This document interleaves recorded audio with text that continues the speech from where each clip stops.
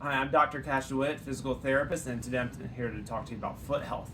So, oftentimes when we're in narrow shoes such as these that kind of come into a point, we see people have problems with bunions. And bunions are when the toes come in and this little inside gets protruded, or sometimes it's on the outside too, where the outside gets protruded.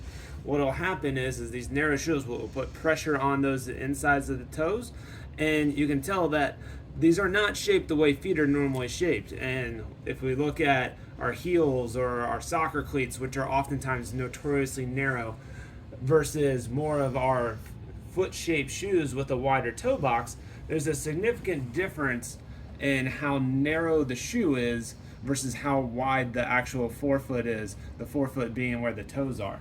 So what happens a lot of times is those bunions can happen, and we got to undo the tightness that's caused in the foot. So for that, we have an exercise called the hand-foot glove.